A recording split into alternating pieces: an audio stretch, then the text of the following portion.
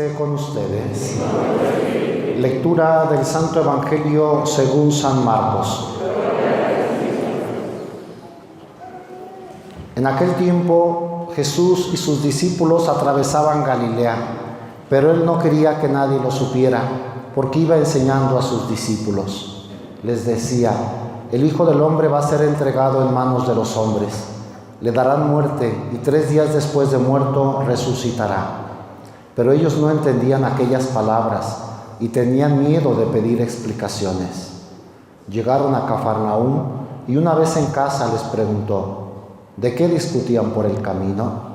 Pero ellos se quedaron callados, porque en el camino habían discutido sobre quién de ellos era el más importante.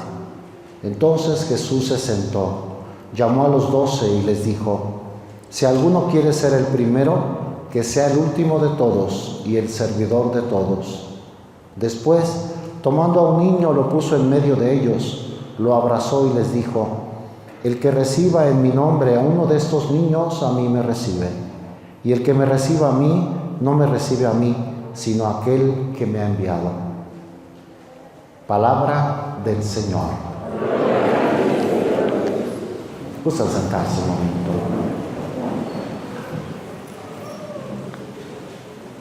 Tenemos en el Evangelio de este domingo el segundo anuncio de la pasión que Jesús hizo a sus discípulos. Hace 8 días escuchábamos el primer anuncio. Van de camino a Jerusalén. Y en aquella ocasión les pregunta en Cesarea de Filipo, recuerden el Evangelio del domingo pasado: ¿quién dice la gente que soy yo? ¿Quién dicen ustedes que soy yo? Y Pedro le dice: tú eres el Mesías. Y les anuncia: el Mesías, el Hijo del Hombre, va a padecer, va a ser entregado en manos de los sumos sacerdotes, de los escribas, le darán muerte y resucitará. Y Pedro no entendió y se lo llevó aparte y le dijo que eso no podía suceder. No lo había entendido.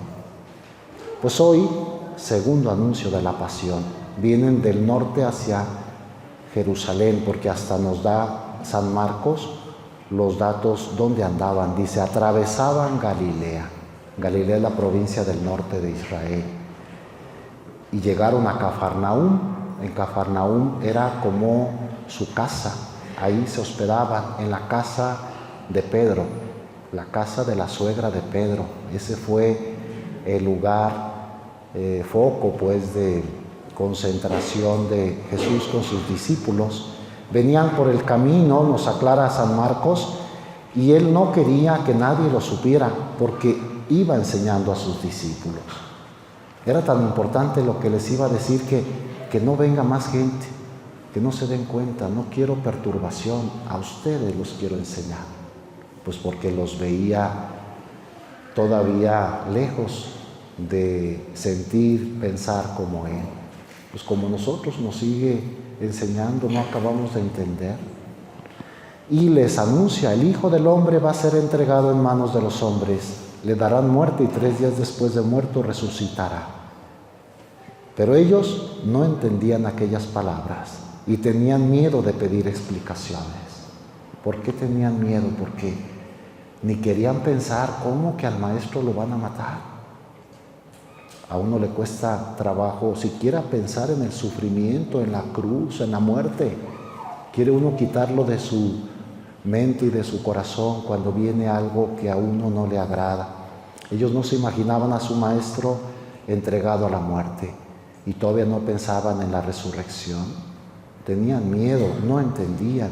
Ellos seguían con la idea: el Mesías va a ser un Mesías glorioso, nosotros vamos a ser privilegiados, él va a fundar un reino en este mundo, va a expulsar a los romanos, Israel va a ser el país más poderoso de la tierra. Tenían en su mente otras ideas muy contrarias a las de Jesús, que nos iba a salvar a través de la cruz, de la muerte, de la resurrección.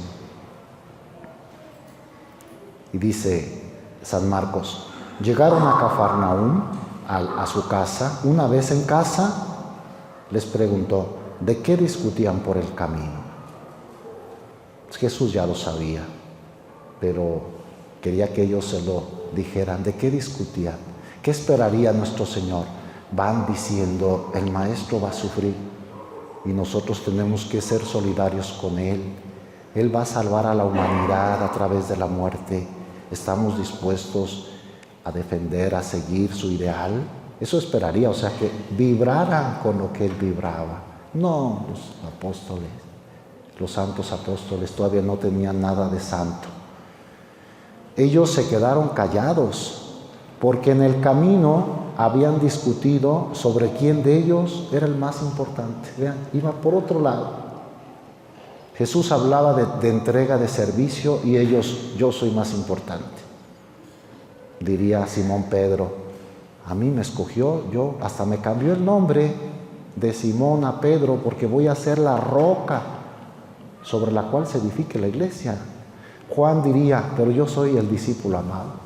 A mí me quiere y yo voy a tener más poder que todos, porque a mí me lleva a todos lados. Era San Juan el más joven, soy célibe, soy virgen, es decir, tengo más privilegios que ustedes. Judas también diría, estamos elucubrando, esto no sabemos bien, pero Judas diría, no, el más importante soy yo sé manejar el dinero, yo soy economo, yo llevo las bolsas del dinero, y sin mí, ustedes no estarían bien organizados. Yo soy el más importante. Tomás, ¿qué diría? Ustedes son medios ingenuos, creen todo. Yo, Tomás, hasta que compruebo las cosas, creo, soy más astuto. Yo soy más importante. Había por ahí dos que sabían griego, porque alguna vez se entrevistaron con griegos. Creo que eran Andrés y Felipe. Andrés y Felipe dirían, no, ustedes nomás saben hablar su lengua. Yo soy bilingüe, yo soy más importante. Yo puedo comunicarme con los griegos, ustedes no. Es decir, cada uno sacaría argumentos. Vean qué distinta manera de pensar de Jesús y de ellos. Jesús habla de entrega, de servicio, de muerte, de humildad. Ellos hablan de soberbia, de querer ser los primeros, de estar por encima de los demás. La soberbia que todos llevamos, y no nos escandalicemos a los apóstoles. Nosotros somos como ellos antes de su conversión, antes de la Pascua, y quizá peor, porque hay soberbia.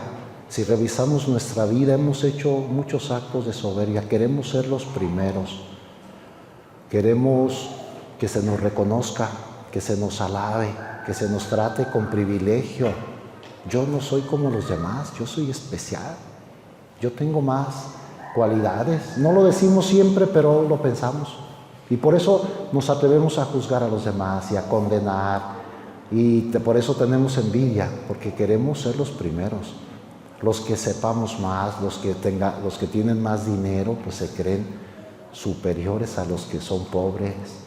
Los que saben más, que tienen muchos títulos, desprecian a los que no han estudiado, quizá.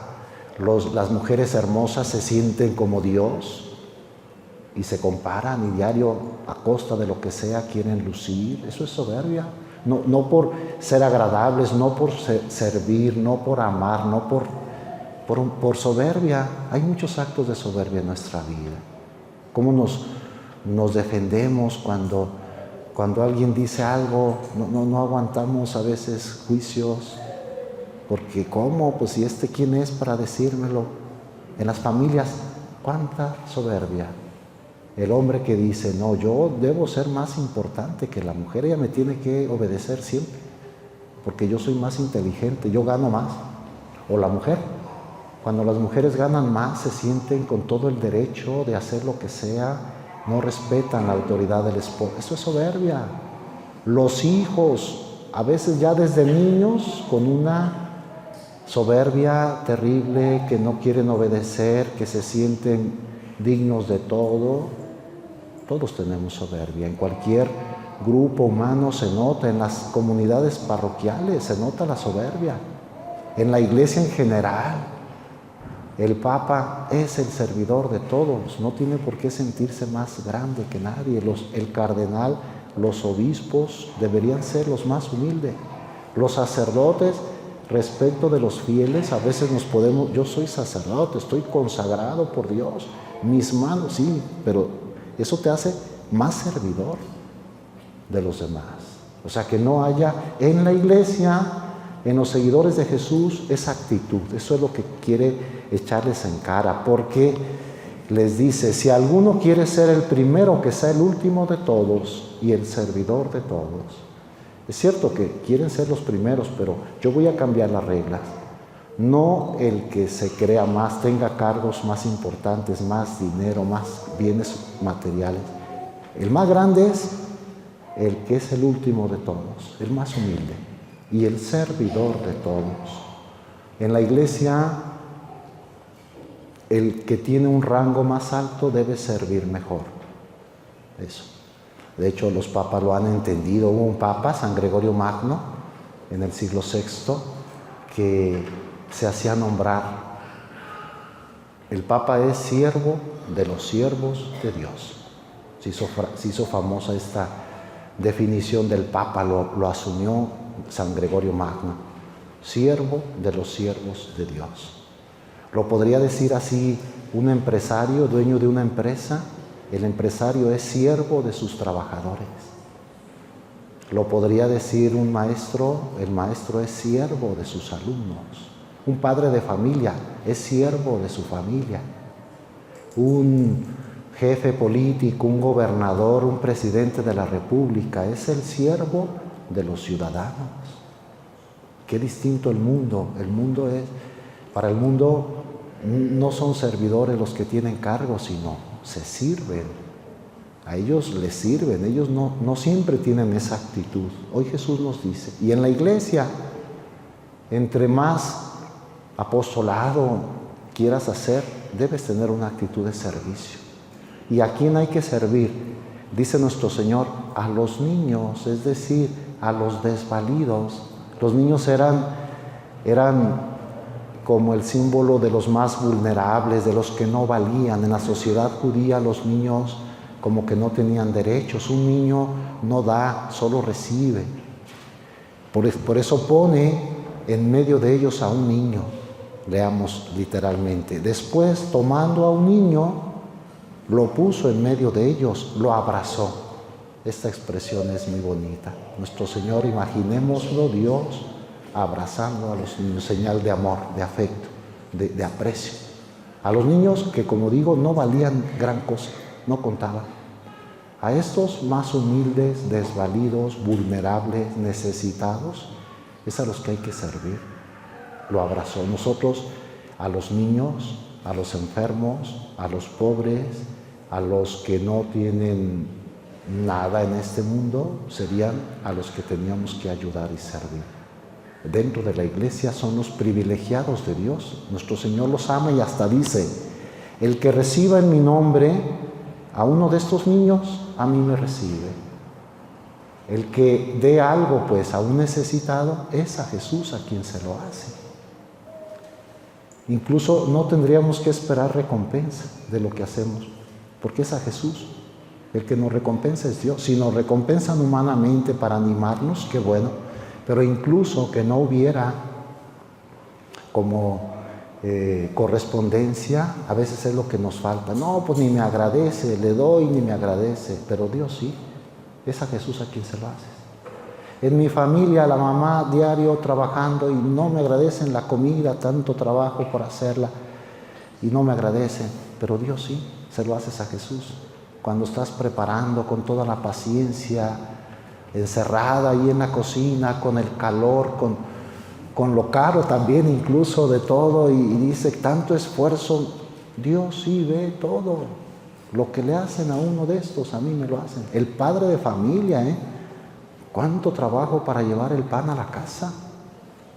Sea el que sea, hay que levantarse el lunes y enfrentar a algunos el tráfico pesado, y compañeros que no son tan agradables y el ambiente para llevar el pan a la casa. Piensen cuántos oficios en las carreteras, los choferes, en las fábricas con ese ruido, expuestos a muchas cosas, en la escuela, los maestros, qué paciencia para atender a sus... Eso es servir a los demás. Eso es ser cristiano. A mí me lo hacen. Porque a veces como que nos cansamos, como que nadie nos toma en cuenta. Dios sí ve todo. Cada esfuerzo, cada sacrificio, cada acto de amor a uno de estos pequeños, a mí me lo hacen. Que eso nos aliente, pues. Le vamos a pedir a la Virgen que ella interceda por nosotros. Ella era humilde servidora. Ella dijo, yo soy la esclava del Señor. No se atribuyó honores, privilegios, nunca dijo la Virgen, yo soy la más importante. Y ella sí lo era, vamos, la madre del Salvador. Nunca lo dijo. Ella fue humilde servidora. Lo dijo de muchas formas en su vida, que ella estaba para servir y sigue sirviendo. No sé si han pensado que la Virgen ya podría estar tranquila en el cielo, en cuerpo y alma. Así como diciendo, allá en la tierra, hay que le sigan. Yo ya estoy acá, a mí qué me interesan aquellos. No, está al pendiente, actuando.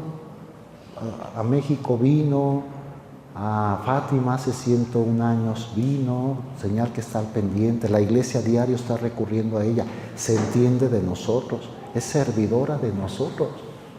Ella podría tomar otra actitud.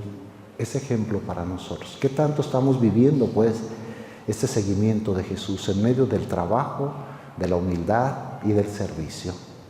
Que Dios nos ayude a poner en práctica su palabra que hoy nos entrega. Que así sea.